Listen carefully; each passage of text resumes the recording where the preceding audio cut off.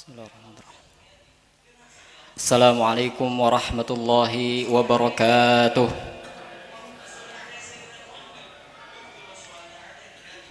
Alhamdulillah. Alhamdulillahi rabbil alamin. Wa bihi nasta'in ala umurid dunya waddin. Wassalatu wassalamu ala ashrafil anbiya'i wal mursalin habibina wa syafi'ina wa qurrati a'yunina sayyidina Muhammad wa ala alihi wa ashabihi wa man tabi'ahum bi ihsanin ila yaumiddin. Allahumma 'allimna ma yanfa'una wanfa'na bima 'allamtana wa zidna 'ilman wa fiqhan wa 'amalan yuqarribuna ilayka ya rabbal alamin. Allahumma ij'al ayyamana ayyama rasulillah wa layalina layali rasulillah wa majalisana majalisa rasulillah. Allahumma syrah sudurana bi'ulumi rasulillah wamla' qulubana bihubbi rasulillah. Allahumma kama jama'tana fi hadzal majlisil mubarak fajma'na yawmal qiyamati ma'a zumrati habibika sayyidina Muhammad. Allahumma arinal haqqa haqqa warzuqna ittiba'ah wa arinal batila batila warzuqna ijtinabah. Wa ba'du.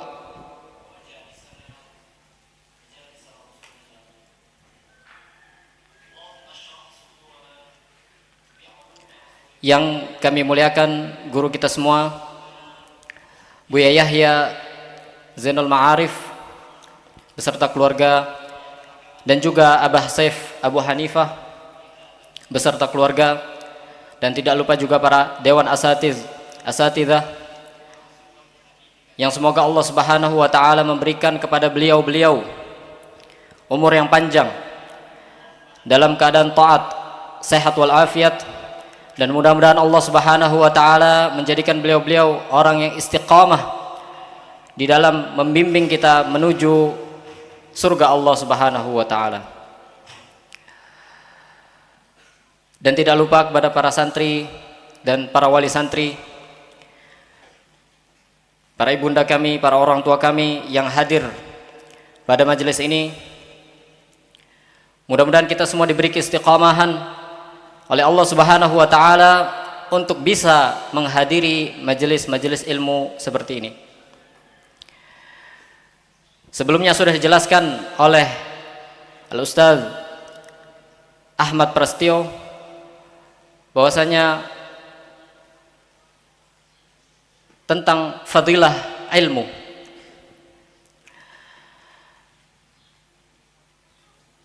Dan pada kesempatan kali ini kami akan menghadirkan sedikit nasihat. Nasihat untuk diri kami sendiri tentunya, dan kepada seluruh jamaah yang mendengarkan nasihat ini. Al-Imam Ghazali mengatakan dalam kitab Ayyuhal Walad, an-nasihatu sahlatun. Para santri ini sudah hafal. An-nasihatu sahlatun wal mushkilu apa? Wal mushkilu qabuluha. Nasihat itu mudah, akan tapi yang sulit adalah penerimaan daripada nasihat tersebut. An-nasihatu sahlatun wal mushkilu qabuluha li'annaha fi madhaqi muttabi'al hawa murratun. Kenapa nasihat itu sulit untuk diterima? Li'annaha, kata Imam Ghazali, li'annaha fi madhaqi muttabi'al hawa murratun, karena nasihat itu di dalam hatinya orang-orang yang mengikuti hawa nafsu murrah, pahit. Idzil manahi mahbubatun fi qulubihim. Karena sesuatu yang dilarang tersebut sangat dia cintai, sangat dia sukai, sesuai dengan hawa nafsunya, sehingga ketika dinasihati terasa pahit. Dan mudah-mudahan kita semua dimasukkan oleh Allah Subhanahu wa taala kepada orang-orang yang mudah untuk menerima nasihat. Amin amin ya rabbal alamin. Allah Subhanahu wa taala dan juga Rasulullah sallallahu alaihi wasallam telah mewanti-wanti kita dari kemaksiatan yang dilakukan secara terang-terangan. Kemaksiatan yang dilakukan secara terang-terangan, mujaharatu bil ma'siyah. Karena di dalam kemaksiatan yang dilakukan secara terang-terangan, di sana ada dosa yang berlipat ganda. Para ulama mengatakan jika kita melakukan maksiat secara terang-terangan di khalayak umum, maka ada dua dosa yang kita dapat.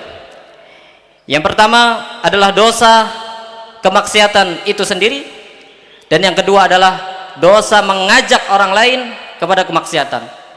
Karena di saat kita melaksanakan kemaksiatan di khalayak umum, secara tidak langsung kita telah mengajak orang-orang di sekitar kita untuk melakukan kemaksiatan seperti itu.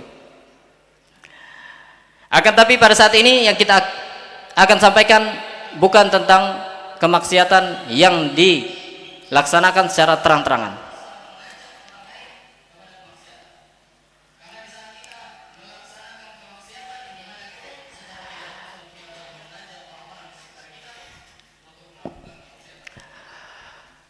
Yang akan kita terangkan pada kali ini adalah kemaksiatan yang dilakukan secara diam-diam. Al-ma'siyatu bis-sirr. Kemaksiatan yang dilakukan secara diam-diam. Para ulama mengatakan pada zaman ini katsirun minan nas waliyun lillahi ta'ala fil 'alan, aduwwun lillahi ta'ala fil khalwah. Apa artinya? Banyak pada zaman ini manusia-manusia itu adalah menjadi wali Allah Subhanahu wa taala di saat dia bersama orang banyak, di saat dia bersama teman-temannya, di saat dia bersama orang tuanya, di saat dia bersama dengan gurunya. Akan tetapi ketika ia sendirian, dia menjadi musuh Allah Subhanahu wa taala. Dia menjadi musuh Allah Subhanahu wa taala.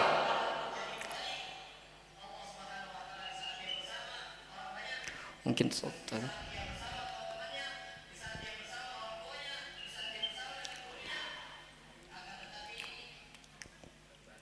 dikisahkan bahwa permasalahan tentang kemaksiatan ini sudah berkaitan dengan akidah, dengan keyakinan. Jika seseorang melakukan kemaksiatan dan dia meyakini bahwasanya kemaksiatan tersebut tidak dilihat oleh Allah Subhanahu wa taala, dia meyakini bahwasanya Allah Subhanahu wa taala tidak melihat kemaksiatan tersebut, maka ini sudah bukan masalah kemaksiatan lagi. Akan tapi ini adalah masalah keimanan dan keyakinan. Dan jika kemaksiatan tersebut dilakukan oleh seseorang dan dia meyakini bahwasanya Allah Subhanahu wa taala melihat dia, maka ketahuilah dia telah kurang ajar kepada Allah Subhanahu wa taala. Dia telah menjadikan Allah Subhanahu wa taala lebih rendah daripada manusia-manusia lainnya. Dia telah menjadikan Allah Subhanahu wa taala lebih rendah dari teman-temannya. Kalau kita umpamakan para santri, lebih malu mana ketika kalian semua ini bermaksiat di hadapan teman kalian atau bermaksiat di hadapan guru kalian? Mana yang lebih malu? Bermaksiat di depan guru atau di depan teman? Di depan guru toh. Artinya guru lebih agung dibanding teman-teman kita. Nah, ketika ada seorang melakukan maksiat di hadapan Allah Subhanahu wa taala, akan tapi dia tidak malu, akan tapi dia malu kepada manusia, akan tapi tidak malu kepada Allah, maka secara tidak langsung dia telah menjadikan Allah Subhanahu wa taala lebih rendah daripada manusia. Coba bayangkan bagaimana Allah Subhanahu wa taala yang melihat hati kita. Melihat hati kita, dan Allah melihat bahwasanya hati kita ini telah mengagungkan manusia di atas Allah Subhanahu wa taala.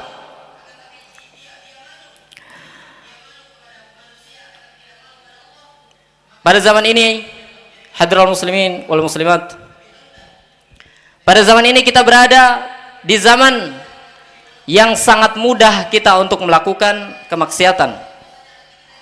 Kita berada di zaman internet. Kita berada di zaman HP. Sangat mudah untuk semua orang melakukan kemaksiatan di kamarnya atau dimanapun yang ia mau. Ia bisa melihat atau melakukan kemaksiatan dengan HP-nya tersebut. Ia bisa melihat apapun yang ia mau dimanapun ia inginkan. Diceritakan ada seorang yang selalu melakukan kemaksiatan di saat dia sendiri. Kemudian dia telah bertobat kepada Allah Subhanahu wa taala. Ia mengisahkan bahwasanya setiap kali saya melakukan kemaksiatan dan tidak ada yang tahu kecuali saya dan Allah Subhanahu wa taala di kamar saya, maka ketika saya mendengar suara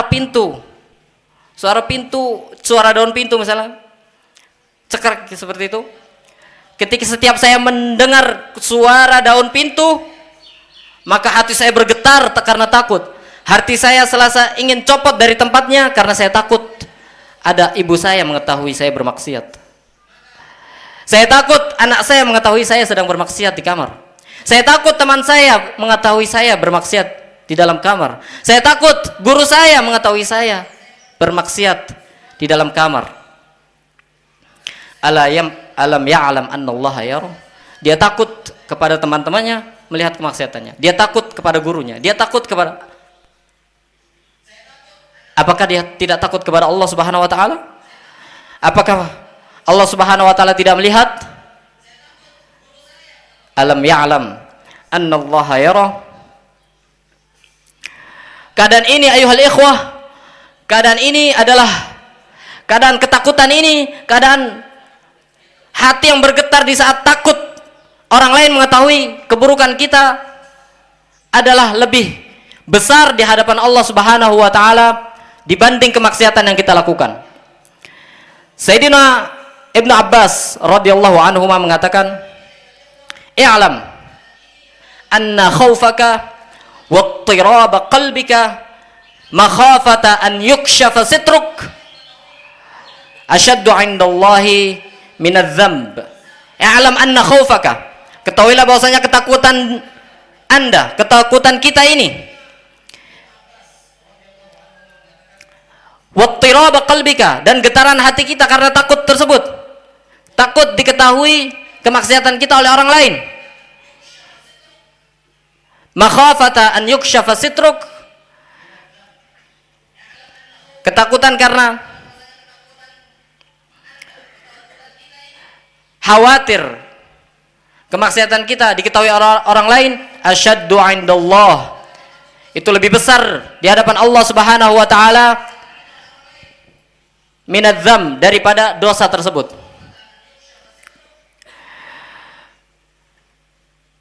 Orang yang telah melakukan kemaksiatan malu kepada manusia akan tapi tidak malu kepada Allah, dia telah merendahkan Allah Subhanahu wa taala. Ya, Allah Subhanahu wa taala mewanti-wanti kita agar tidak melakukan kemaksiatan dengan mujaharah, dengan terang-terangan. Akan tapi bukan berarti Allah Subhanahu wa taala mengabaikan kemaksiatan yang dilakukan secara diam-diam, secara sembunyi-sembunyi. Allah Subhanahu wa taala mengatakan, yastakhfuna minan nasi wa la yastakhfuna minallah wa huwa ma'ahum idh yubayyituna minal qaul idh yubayyituna ma la yarda minal qawli wa kana Allah bima ya'maluna muhita. Yastakhfuna minan nas, Dia bersembunyi dari manusia. Wala yastakhfu minallah, wala yastakhfuna minallah. Tapi dia tidak bersembunyi dari hadapan Allah Subhanahu wa taala. Bayangkan kebodohan ini ayuhal ikhwah. Dia merasa bahwasanya Allah tidak melihat. Dia merasa bahwasanya Allah ini seperti makhluknya, yang mana ketika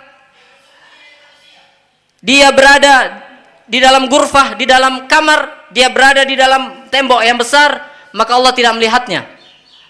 Sungguh ini adalah suatu kebodohan jika ia meyakini seperti itu. Akan tapi jika dia meyakini bahwasanya Allah melihat, maka ini adalah suatu kekurang ajaran, suatu perendahan kepada Allah Subhanahu wa taala. Rawal Imam Bukhari wa Muslimun fi sahihi, diriwayatkan oleh Imam Bukhari dan Muslim di dalam sahihnya, bahwasanya suatu ketika ada orang berkumpul di Ka'bah. Di Ka'bah berkumpul, kemudian bertanya satu sama lain. Yang satu berkata, "Atarawna annallaha yasma'u ma naqul?" Apakah Allah Subhanahu wa taala mengetahui apa yang kita lakukan? Kemudian yang lain menjawab, "Innallaha yasma'una idza jaharna wa la yasma'una in akhfaina." Allah Subhanahu wa taala melihat kita kalau kita ini terang-terangan, akan tapi kalau kita tidak terang-terangan, kita sembunyi-sembunyi, Allah tidak melihat kita. Kemudian yang lain mengatakan, "In kana Allah yasma'una 'inda ma najhar fa innahu yasma'una idza asrarna." Jika Allah Subhanahu wa taala melihat kita di saat kita berterang-terangan, maka Allah Subhanahu wa taala juga tentu melihat kita di saat kita bersembunyi-sembunyi, bermaksiat secara sembunyi-sembunyi. Kemudian setelah kisah tersebut turun ayat Al-Qur'an, "Wa ma kuntum tastatirun ay yashhada 'alaikum sam'ukum wala absarukum wala juludukum walakin dhanantum anna Allah la ya'lamu katsiran mimma ta'malun wa dzalikum dhannukum alladzi dhanantum bi rabbikum ardaakum fa asbahtum minal khasirin." Wa ma kuntum tastatirun, Allah mengatakan bahwasanya mereka ini tidak bersembunyi. Wa ma kuntum tastatiruna an yashhada 'alaikum sam'ukum. Mereka tidak bersembunyi dari anggota tubuh mereka. Mereka tidak menyadari bahwasanya anggota tubuh mereka ini akan bersaksi atas mereka di hari kiamat. Telinga mereka, tangan mereka, kulit mereka, semuanya akan bersaksi di hadapan Allah Subhanahu wa taala di hari kiamat. Mereka lupa bahwasanya semua itu akan bersaksi di hadapan Allah Subhanahu wa taala. Bahkan mereka mengira bahwasanya Allah Subhanahu wa taala tidak melihat mereka di saat mereka bermaksiat kepada Allah Subhanahu wa taala. Dzalikum dhannukum alladzi dhannantum bi rabbikum ardaakum fa asbahtum minal khasirin. Dugaan mereka ini bisa menjadikan mereka ini hancur. Ardakum, ahlakakum, asqatakum, menghancurkan mereka dan menjadikan mereka termasuk dari orang-orang yang merugi.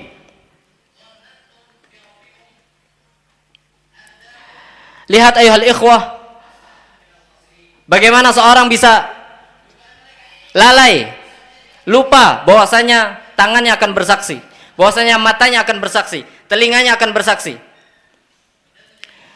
Sedangkan Rasulullah sallallahu alaihi wasallam telah berkata, "Innakum mad'uuna yaumal qiyamati mufaddamatan afwahukum bil fidam." Mufaddamatan murabbatah. Sesungguhnya kalian akan datang hari kiamat, kalian akan datang di hari kiamat dan mulut kalian ini akan terikat. Mufaddamatan afwahukum bil fidam. Fidam adalah ikatan yang biasa ditaruh di tempat air, kirbah, di kirbah. Apa itu namanya? Tempat air yang dari kulit, kemudian diikat. Innakum mad'uuna yaumal qiyamati mufaddamatan afwahukum bil fidam. Wa qala Rasulullah sallallahu alaihi wasallam, dan Rasulullah qala di sini dalam bahasa digunakan terhadap perkataan dan juga digunakan terhadap isyarah. Maka maknanya menjadi asyara Rasulullah sallallahu alaihi wasallam kepada pahanya ila fakhidhihi, mengatakan bahwasanya anggota tubuh kita ini akan bersaksi di hadapan Allah Subhanahu wa taala atas kemaksiatan-kemaksiatan yang telah kita lakukan.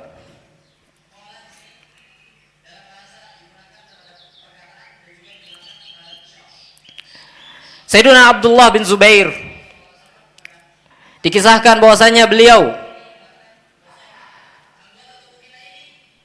ketika kakinya ingin dipotong karena ada suatu penyakit di sana sehingga harus dipotong, dan kakinya itu dipotong, kakinya dipotong dalam keadaan dia bersujud, dalam keadaan dia sholat, sehingga tidak terasa.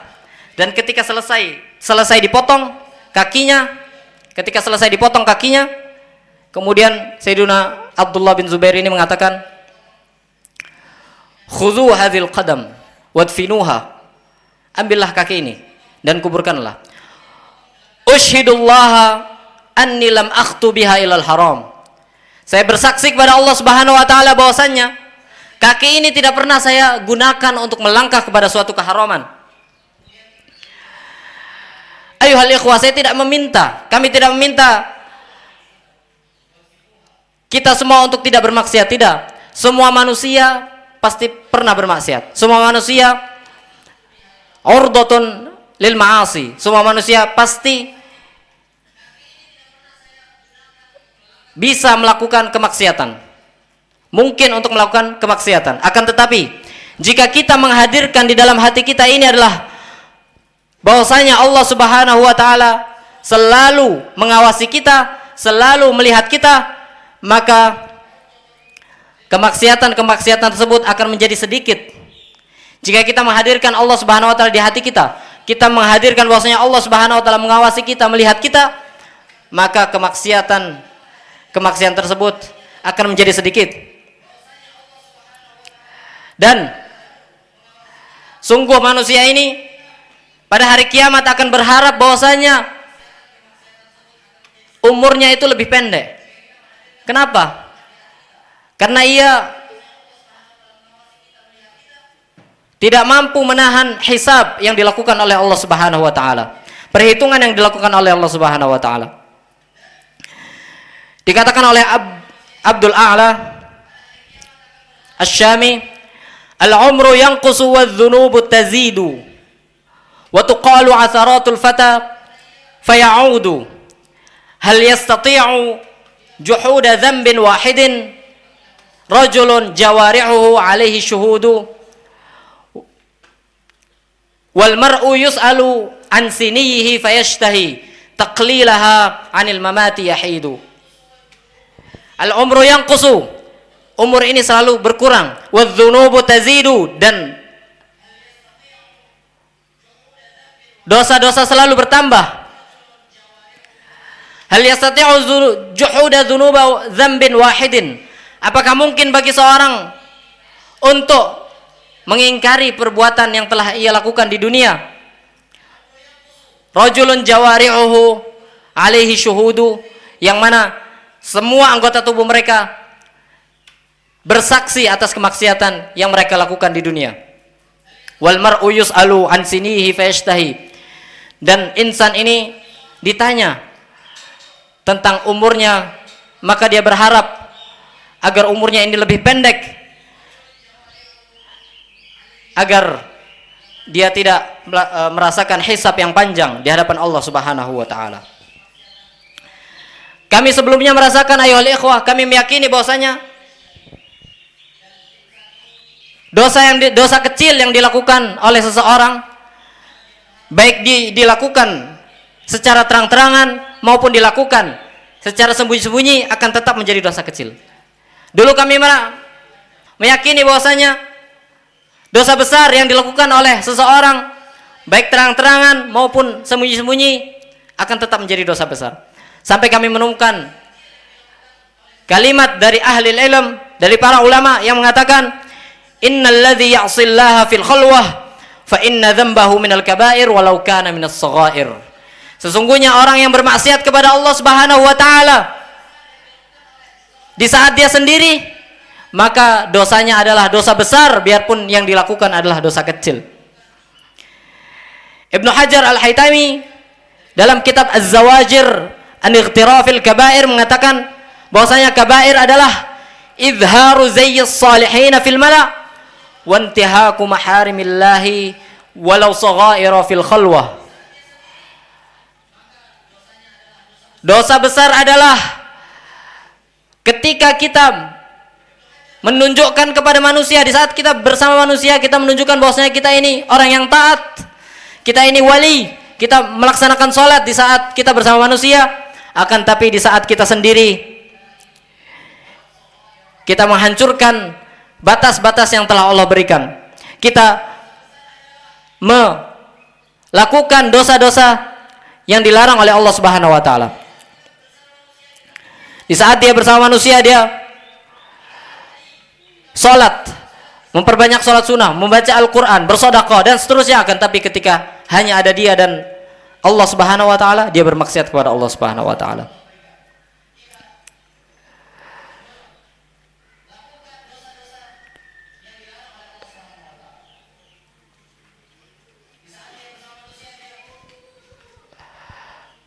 Kemudian di bawah bab ini Sayyiduna Al-Imam Ibnu Hajar Al-Haytami menyebutkan dua hadis, hanya dua hadis yang akan kita sebutkan insyaallah, kemudian kita selesai. Dan sebelum kita menyebutkan dua hadis tersebut, perlu kita pahami bahwasanya semua manusia mungkin untuk melakukan maksiat. Jangan pernah kita merasa bahwasanya kita ini orang yang akan selamat dari kemaksiatan. Bagaimana kita melihat kisah Barsiso Al-Abid? Kita semua mengetahui kisah Barsiso Al-Abid. Bagaimana dia menyembah Allah Subhanahu wa taala siang malam. Dia puasa, menyambung puasanya dan seterusnya. Akan tapi bagaimana kematian Barsiso Al-Abid? Barsiso Al-Abid mati dalam keadaan menyembah syaitan. Barsiso Al-Abid mati dalam keadaan kafir, padahal dia adalah orang yang sampai dijuluki Al-Abid, orang yang menyembah Allah Subhanahu wa taala, karena saking banyaknya ibadahnya, saking banyaknya pendekatan dirinya kepada Allah Subhanahu wa taala. Kenapa kok bisa Barsiso Al-Abid mati dalam keadaan menyembah syaitan?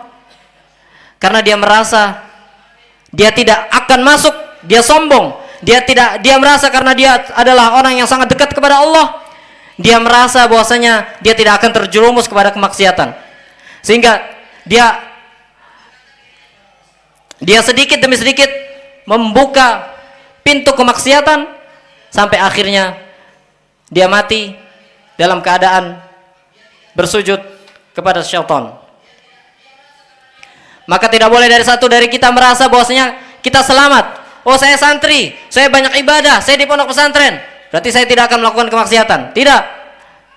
Barsiso Al-Abid, orang yang dijuluki Al-Abid sekalipun, dia karena dia merasa bahwasanya dirinya tidak akan jatuh kepada kemaksiatan, sehingga dia akhirnya terjatuh kepada kemaksiatan.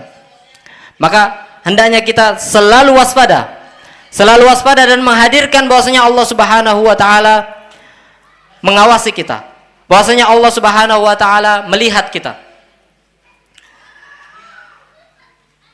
Disebutkan dalam hadis yang diriwayatkan oleh Imam Ahmad dalam Sunan Imam Ahmad, bahwasanya Rasulullah sallallahu alaihi wasallam memisalkan bahwasanya kita ini berada dalam satu sirat, kita berada dalam satu jembatan, yang mana jembatan tersebut kita lalui, di samping kanan kirinya ada tembok yang besar.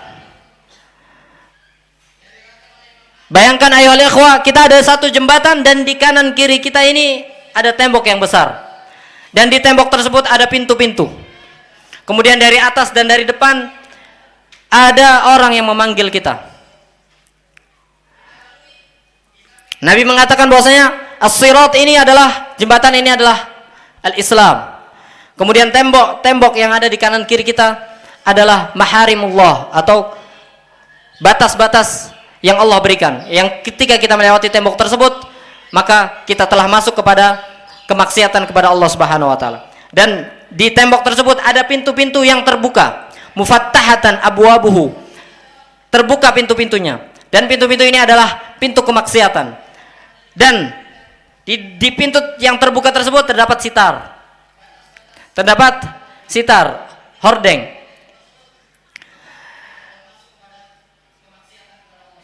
Dan ketika ada seorang yang ingin masuk ke dalam pintu kemaksiatan tersebut, maka Al-Quran mengingatkan kita, waihak la taftahu fa innaka in taftahu talijhu. Waihak, jangan kau buka pintu itu. Jangan kau buka pintu yang sudah terbuka. Jangan kau buka hordengnya. Pintu kemaksiatan terbuka. Artinya siapa saja bisa berbelok untuk melakukan kemaksiatan. Tapi ketika kemaksiatan tersebut ingin dilakukan, Al-Quran memanggil, kata Rasulullah SAW, waihak la taftahu fa innaka in taftahu talijhu. Rasulullah SAW tidak mengatakan bahwasanya ketika kita membuka sitar, kita membuka hordeng kemaksiatan, kita bisa memilih untuk melakukan atau tidak. Akan Nabi Rasulullah mengatakan, jika kita telah membuka hordeng kemaksiatan, maka tidak ada pilihan selain kita akan jatuh kepada lubang kemaksiatan tersebut. Artinya jika seseorang mungkin membuka HP, membuka YouTube, membuka Google untuk mencari maklumah, untuk mencari pengetahuan. Akan tapi mungkin di saat dia mencari, terlihat di antara video-videonya, terlihat gambar-gambar atau video-video yang Allah Subhanahu wa taala tidak ridho dengan video tersebut. Tidak ridho jika kita melihat video tersebut. Maka lihat Al-Qur'an mengatakan, waihak la taftahu fa innaka in taftahu taliju. Jangan dibuka, kata Al-Qur'an, jangan dibuka. Kalau dibuka maka tidak ada pilihan kecuali ente akan masuk kepada maksiat yang lebih besar dan lebih besar dan lebih besar lagi. Kemudian di ujung jembatan tadi, di ujung jembatan ada yang memanggil kita juga. Rasulullah mengatakan yang memanggil kita adalah al-wa'idhu fi qalbil mu'min. Adalah suatu nasihat yang berada dalam diri seorang mukmin. Artinya seorang mukmin di dalam hatinya ini ada penolakan sebenarnya. Jika melakukan kemaksiatan, sebenarnya di dalam hatinya ada penolakan. Dan di ujung sana adalah al-wa'idhu fi qalbi kulli mu'min.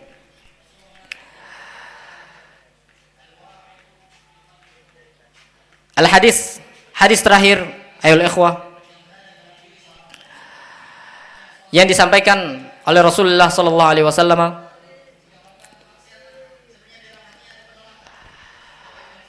yang diriwayatkan oleh Ibnu Majah, hadis sahih. Rasulullah sallallahu alaihi wasallam mengatakan,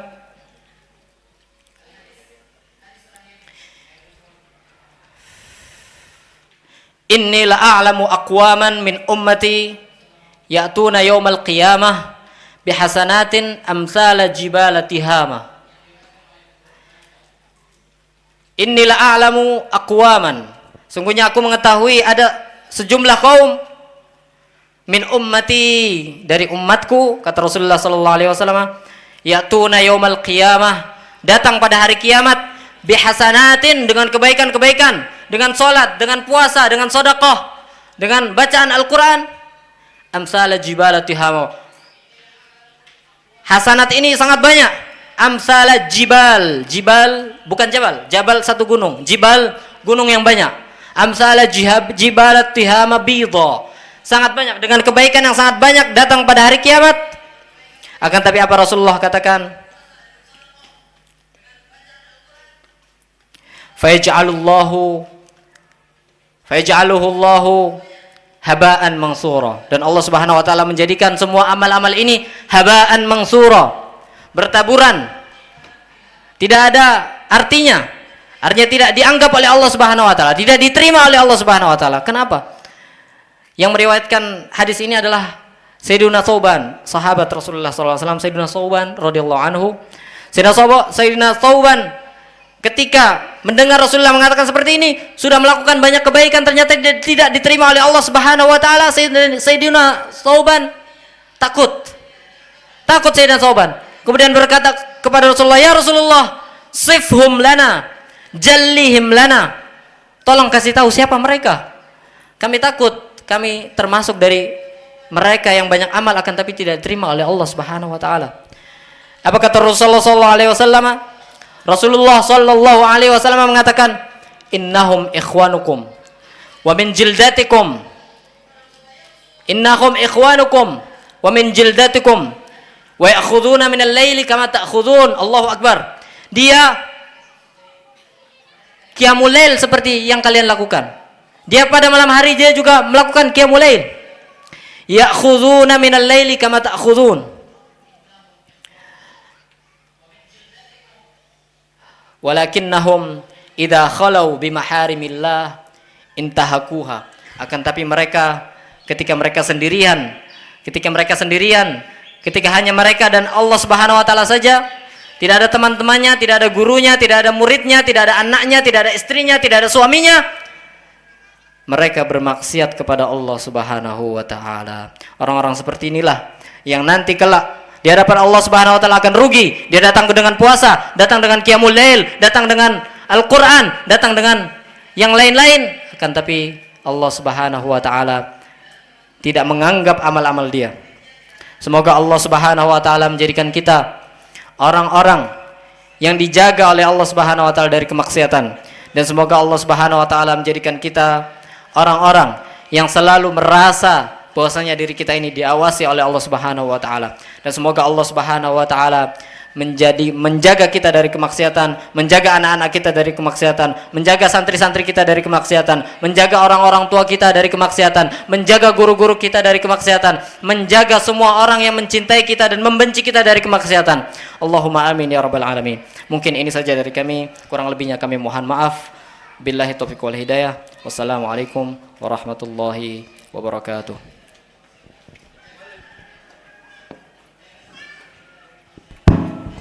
Waalaikumsalam warahmatullahi wabarakatuh. Syukron kasiron kami aturkan kepada Al-Ustadz Nuryadi. Semoga apa yang telah beliau sampaikan dapat menjadi ilmu yang bermanfaat dan dapat kita amalkan ke dalam kehidupan kita sehari-hari. Amin amin ya rabbal alamin. Baiklah para hadirin, demikianlah kebersamaan kita pada majelis yang mulia kali ini. Dan akhirnya saya Muhammad Rafli Suwanda selaku pembawa acara dan segenap kru yang bertugas, mohon maaf, mohon pamit undur diri. Terima kasih atas segala perhatian Anda. Marilah kita tutup majelis yang mulia kali ini dengan pembacaan doa kafaratul majelis. Subhanakallahumma wa bihamdika asyhadu an la ilaha illa anta astaghfiruka wa atubu ilaik. Tsumma assalamualaikum warahmatullahi wabarakatuh.